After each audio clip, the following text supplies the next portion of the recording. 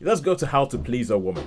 Now, How to Please a Woman, which is a film that is almost kind of like a duo. There must be something in the water. You know how you have films that come along that's similar, and we had Good Luck to You, Leo Grand, a couple of weeks ago. Now we have How to Please a Woman, which are on the surface of it about older ladies, shall we say, who are rediscovering themselves sexually. Sharon, would that be accurate? What is this about? Yes, I think it's. I haven't seen the Rio. Good. I would say Leo Grande one, but yes, I think it's of that ilk. It's of that type. Over the last few years, we've seen a few more films about women, merely for women, and so I think this is in that school. But it is set in Australia, so it gives a little bit of a twist.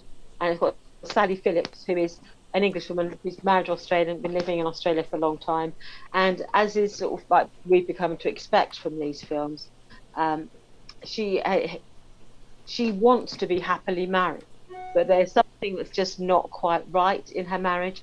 Her husband basically doesn't fancy her anymore, and she is finding that her relationship is just flatline. And so she has spent a lot of time at work, and she basically has become like the office, not the office drudge, but she has become part of the furniture, where they expect a lot of her, but she has no recognition. Yeah. And then basically in an office reshuffle, she gets made redundant. And they say in an office reshuffle, how many other people have been made redundant? And it's like, well, basically it's just you. So she feels undervalued in her life, and she feels undervalued in her job.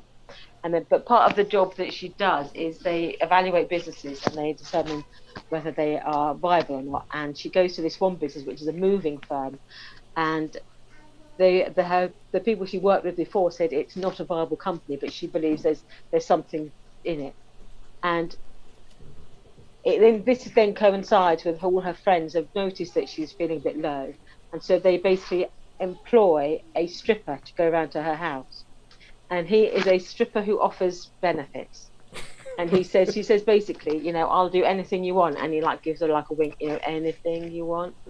And she goes, well, would you clean my house? That's what I really want, would be a man to like do the cleaning.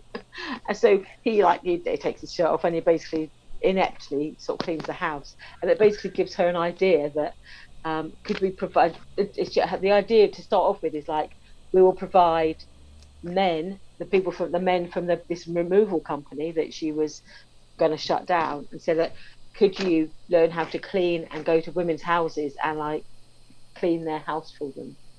And then the first time the guy who was a stripper, he goes to the house, they assume that he isn't just a cleaner, that he is a cleaner with benefits, a personal service, as it were. And so he does, and then she's like, no, this is not what we're doing. And then it's like the more women contact her saying, no, that's what I want. Yeah, he can clean, but I also want, the extra on the side. So yes, that and so the business builds up, and that by reputation, she starts this very successful business of providing cleaning services and also sexual services for her clients. And if what they want, it all depends on what they want. All right, cool. So far, I would say almost kind of like, small British industry film, Calendar Girls, Full Monty kind of thing. So, what did you think of it? It definitely has that vibe about it.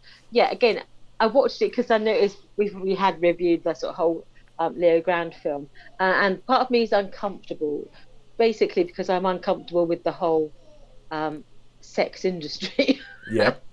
And the idea in this film is that nearly every woman she meets, young, old, all her mates at swimming, some of the ladies at work, they're all like, yeah, let's go pay for a man to do stuff. Yeah.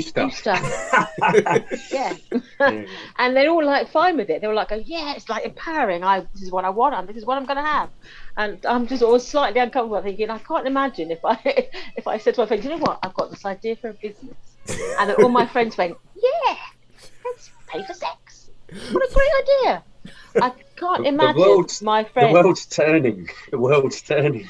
Yeah, I was just sitting in my office and looking around the room. I'm thinking, I don't know that I'd make a lot of money doing that. The cleaning, I could see, but I'm not too sure that they're all desperate, to be sexually liberated in quite when I have to pay for it as well. So It is Australian. It is Australian. yeah.